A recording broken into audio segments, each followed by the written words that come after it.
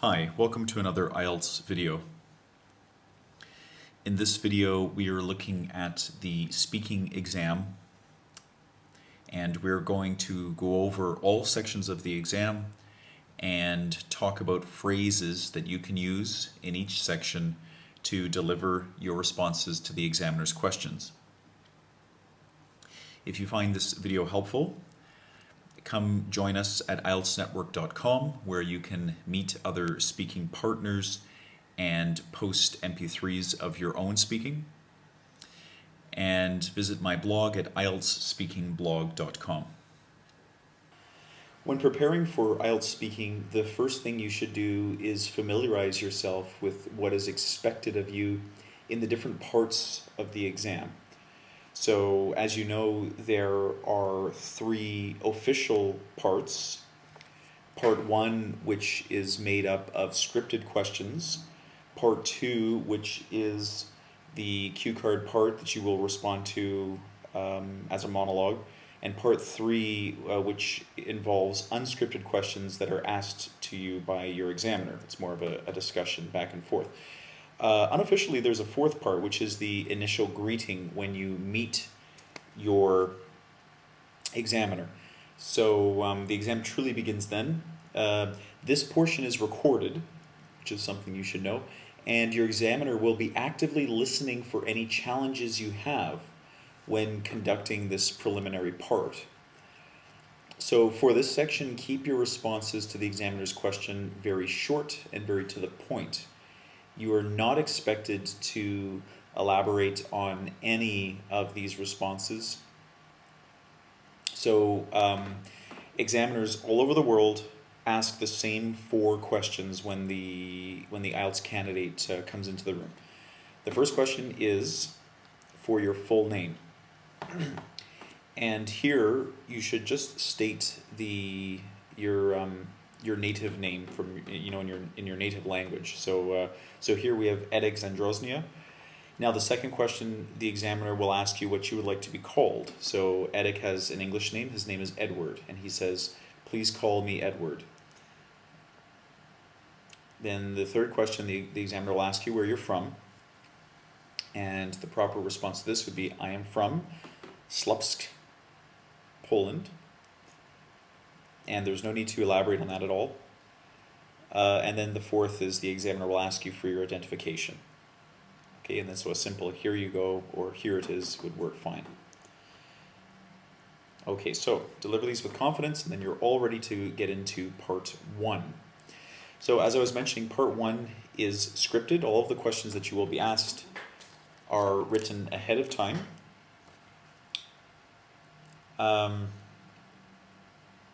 Your response to each of the questions in part 1 is on average 25 seconds, but that's a very loose average because you will have some responses that could be as short as 5 seconds if you're simply stating a fact in response to a question that only needs a single fact, but some responses might be as long as 45 seconds. So typically the shorter responses are responding to questions that are asking for facts, and the longer responses are responses to questions asking for opinions. So if you're asked an open-ended, broad question like, "Could you describe your hometown?" which would be a mixture of fact and opinion, or "What sort of work do you do?" or "Tell me about your family," you should do what you can to summarize your response. You don't want your response to go much further than 40 or 45 seconds, because you should remember that the examiner is going to be asking you 12 different questions in just part 1. So, and they have 5 minutes to do this. Well, roughly 5 minutes. I mean, it's flexible, but the entire exam is 15 minutes long. So this section, the examiner is trying to get everything out of the way within about 5 minutes or so. Okay, so that's all I wanted to mention about that. So now let's look at the section here.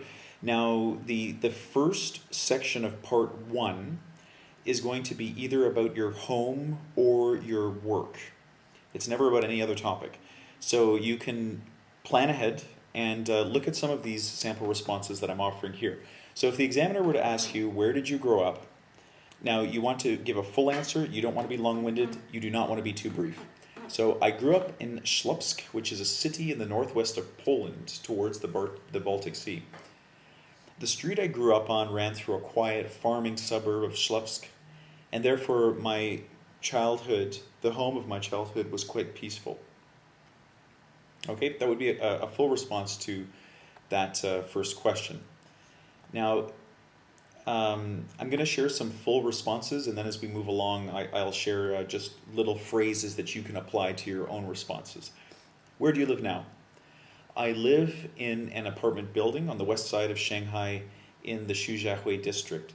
Now, if you were just to answer, I live in an apartment building, that would, that doesn't answer the question really. The examiner's asking specifically, I mean, what section of the city, what city are you in? Where do you live? So this would be considered a full response. Okay, if the question was something like, what sort of city is Śląsk? Now this is asking you for opinion and perhaps some fact. So there may be a bit of guessing in your response. And when I say guessing, I mean if you were trying to come up with, say, the population.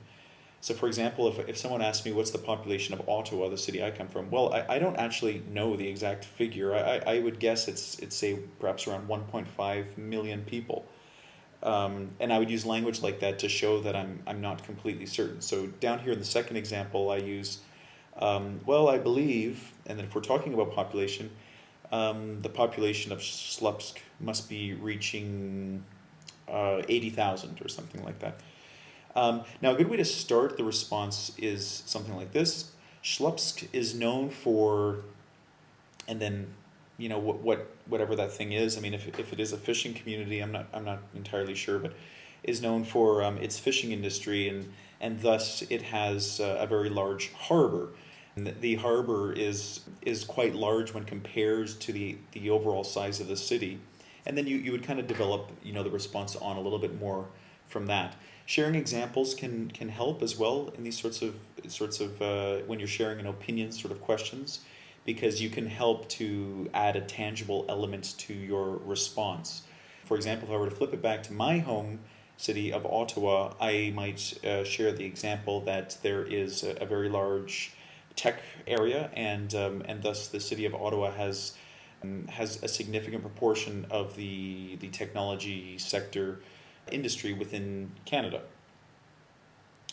Okay, some other phrases we could use are, now if you need to buy yourself some time just to kind of collect your thoughts, try something like, well, let me see, I guess Śląsk is, and then you could proceed from that, or in my opinion, Śląsk is a very charming city. It's a historical place, and then you could perhaps mention a thing or two about that. And how that has shaped, the culture of Śląsk today. So this sort of question, I mean, you'd be looking at responding in probably over 30 seconds, because you would have more to say about this, and the examiner knows you have more to say about this, so they're expecting you to elaborate a little bit. Now, if the questions are asking you about work, so for example, the obvious one, where do you work? This is a very simple, straightforward, it's a question that's looking for facts. There is no need to, use a phrase, for example, like, well, let me see. Well, that doesn't make sense, because you don't know where you work. You should be able to answer this within a second. So straightforward. I work at the PTW Insurance. Let's just change this. I work at PTW Insurance Brokers on Jasper Street in the financial district of London. Okay? And this is very straightforward. It's very to the point. It doesn't actually ask you really what do you do, so you don't want to elaborate in that direction. You're just giving the examiner the particular information they're looking for. Now, a typical follow-up question is, what does your job entail? Now, sometimes students get into this embarrassing situation where they start elaborating too much in the first question, and then the examiner has to ask them a question that they've kind of already started to answer. So you want to be sure that you're providing the examiner with exactly the information they're looking for.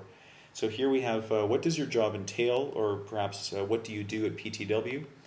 And a response to something like, stating your title. So I am a senior financial consultant, and then elaborating from that and explaining, particularly what you do as a senior financial consultant. Thus, my job involves providing, and then going on from there. So, for example, potential investors with advice regarding where to invest their money.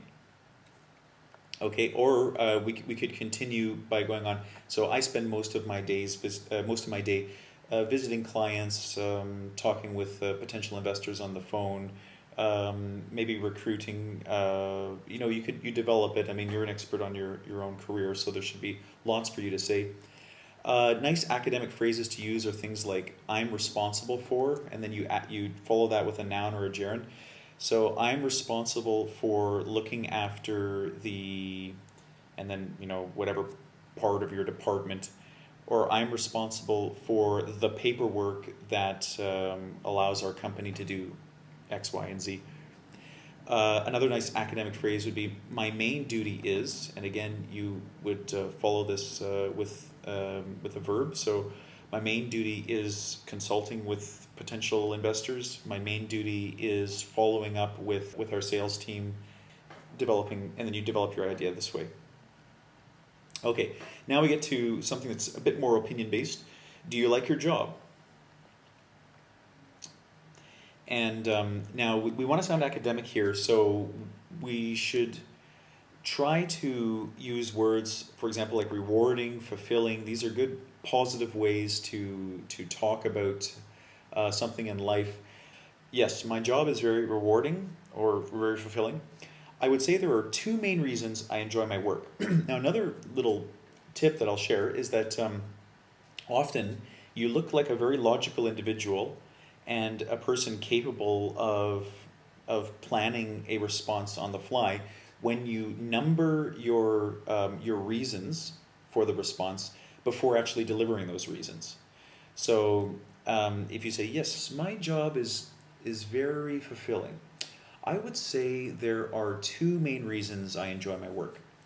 Okay, and sometimes you can actually even say there are two main reasons. As you're saying that, you develop the two reasons in your head, and this is a way to impress your examiner. It looks like you're a logical person and that you're capable of these sorts of logical progressions in your speaking.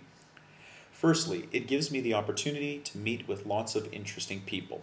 Interesting, you could substitute that for dynamic. You could substitute that for creative. You could substitute that for many words. And secondly, it allows me to travel on occasion, which is something I find breaks up the office routine nicely.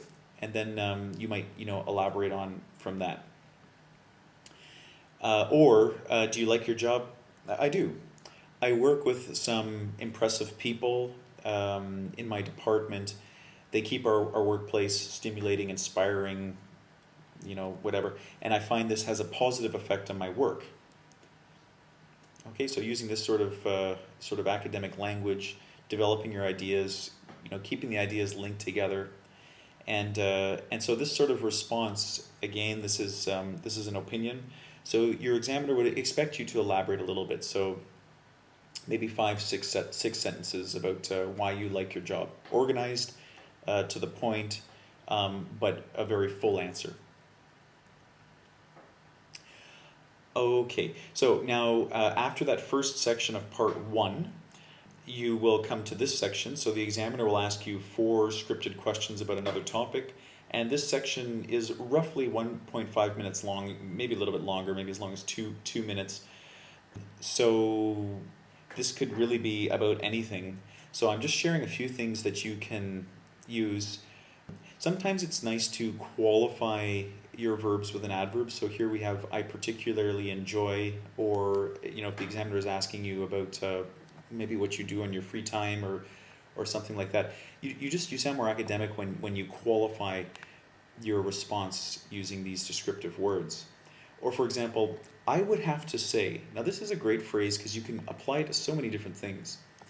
Even when we were talking about do you like your job? Well, I would have to say that, yeah, there are several things I enjoy about it. It's a nice sort of lead into to whatever you're going to be talking about, and it makes you sound very fluent when you use it. I would have to say the infrastructure is something I would alter. So for example, again, if your examiner asked you about Ślubsk, if we were this individual from Poland, and they said what would be what's something you would like to improve in your hometown, in your home city, this would be the kind of structure we would want to do. I would have to say the education system is something I would be interested in developing. You see, and then perhaps, an example we stick in here. So you see many children are being held back, or many children are experiencing, or something like that. I wrote here a brain drain just to remind me that to share an example from my own city. So for example, in Ottawa, Ottawa perhaps is experiencing a little bit of brain drain. So educated people are going to other cities or to the United States or somewhere else to work, and that's something that I would have to say is something I would want to change, something I would want to alter about my home city. Buying yourself more time. Always good to have these phrases in mind, and have several of them, because you don't want to keep saying the same thing. Every time I don't want to say to my examiner, let me think about that for a second, because the examiner is going to think I'm talking like a robot. Let me think about that for a second. I suppose the thing that I would want to alter about my home city is XYZ. It's hard to say. I would guess a couple of different phrases we can use to start our speaking and to stimulate more thought. The examiner asks you 4 scripted questions about another topic. So here, this is the 4th topic, and they ask you, asking more questions about it. Not that perhaps it could be something like, well, what do you think would be a challenging job? And you should be looking for modals in their questions, because typically when you're asked a question with a modal, you're going to respond with the same modal. So I imagine being a police officer would be challenging, or would be rewarding, or would be exciting, depending on what the examiner's asking. Or I imagine, now here, yes, I just wanted to note to myself, so it's a noun or a gerund. Yeah, so anyway, it's just, this is the structure here, and you could stick in a noun or a gerund if needed, and then you would elaborate on that, because, and on. Okay, let's talk about part 2.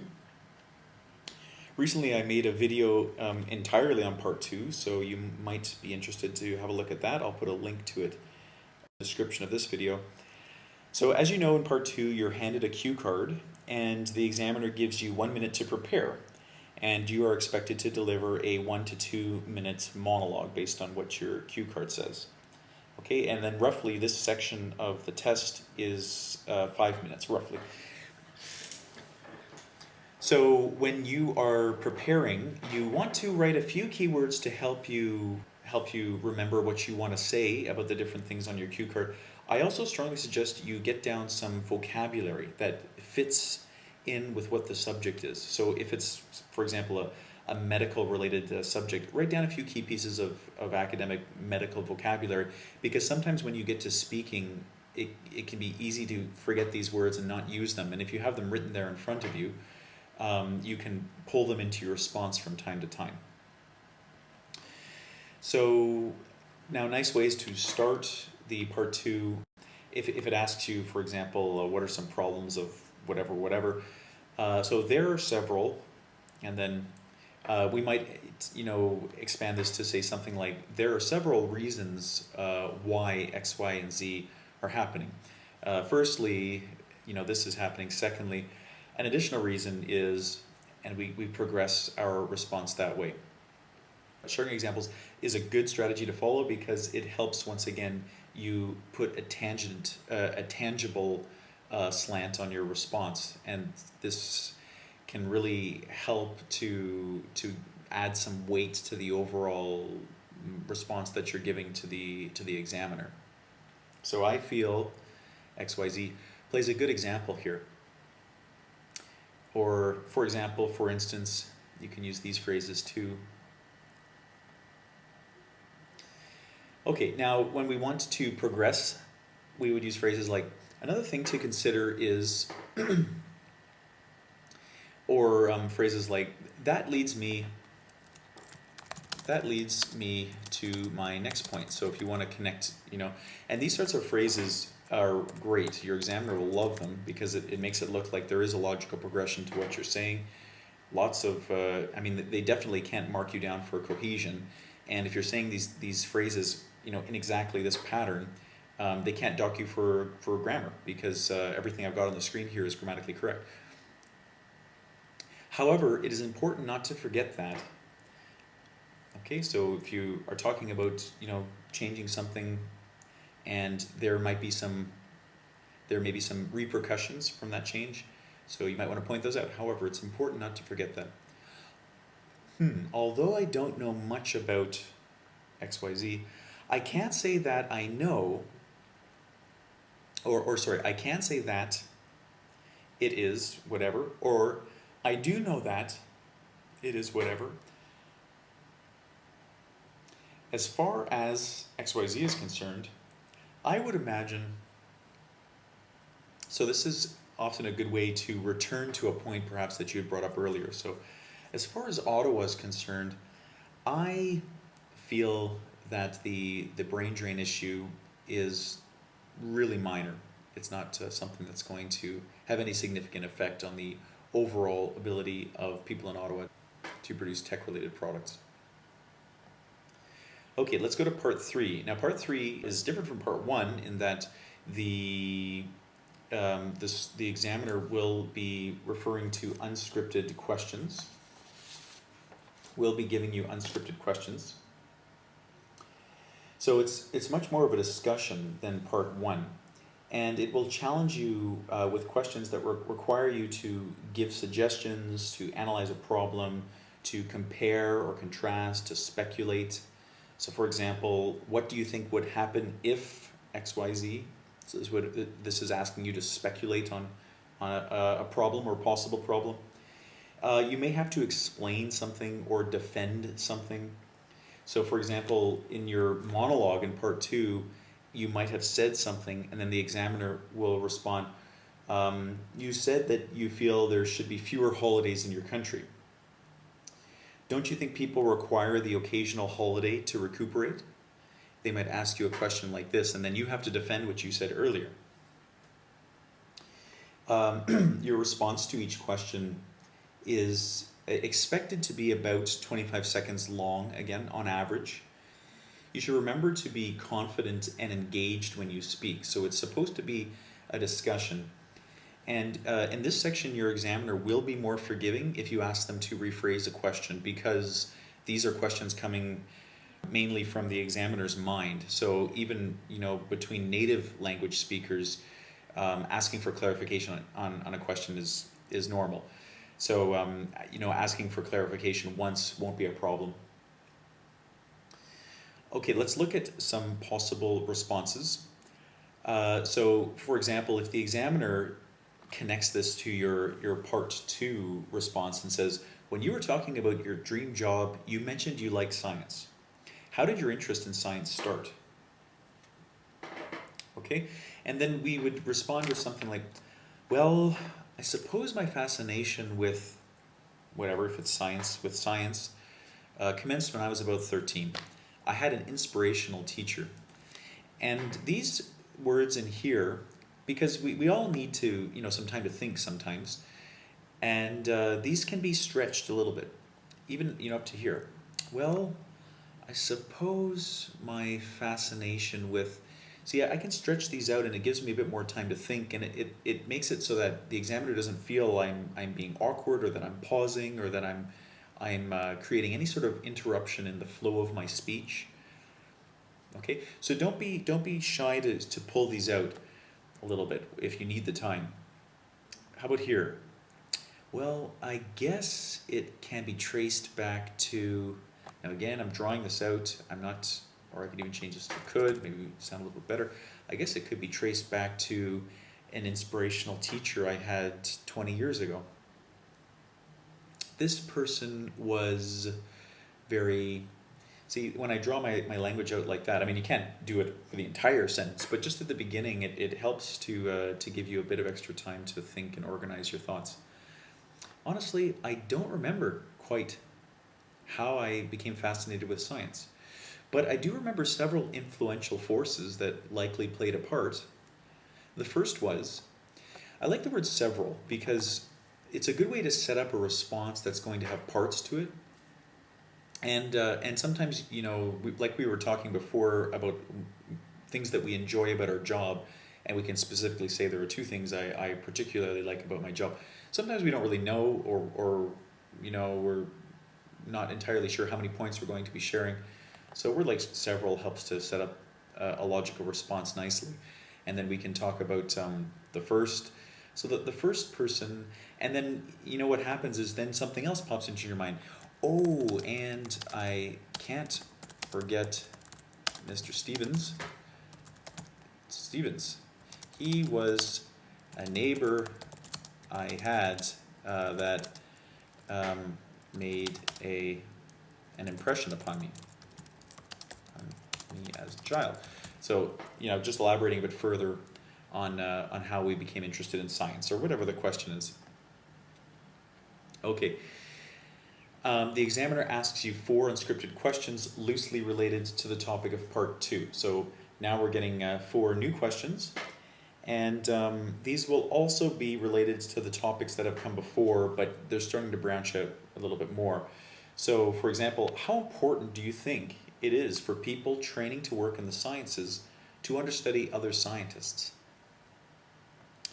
Okay, so this might take us a second to pull our thoughts together, and these sorts of questions. I mean, like I was saying, you could ask for the examiner to rephrase or to state again, because they are a little bit longer and they're going to take a bit more brain power to respond to. So I feel that is a critical step to the training process, or I feel that is an imperative step to the training process. Or I feel that is an unimportant step to the training process. That is a mundane step. That is an unneeded step to the training process. Okay, lots of different ways to qualify our answers. Scientists, or whatever, XYZ, need to experience the process of diagnosing patients firsthand. And then you could go on. So, for example, if they didn't have this as part of their training, they might not know what to do in the situation when it happens. Or we could respond something like, understudying is a major part of. I feel it is modestly important. Of greater importance is the theoretical training they get in class. Okay, so here we're turning the response around a little bit. How important is it? It's not important. What is more important is XYZ. I suppose that would depend on what science they are studying. And again, drag this out. Well, I suppose that would depend on what science they're studying. I mean, if they are planning to become medical practitioners, then yes, it is important. Then yes, it is important. But otherwise, right? And then we could continue on like that. So as you can see, there are certain phrases that you can use to be properly prepared for whatever situation comes up in your exam.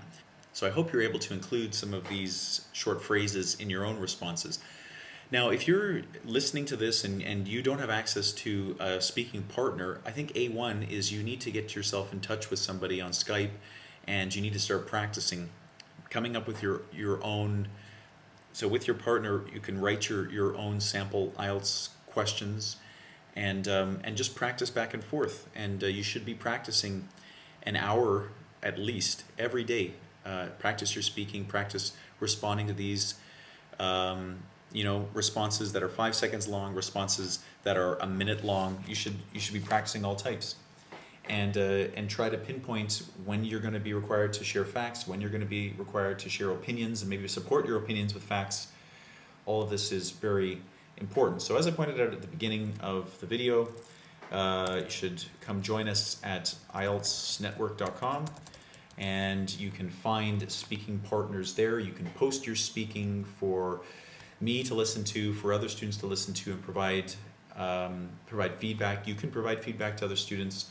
I think it's a great tool that is available to you, so I hope that you will come and use it. Thank you very much for listening, and have a nice evening.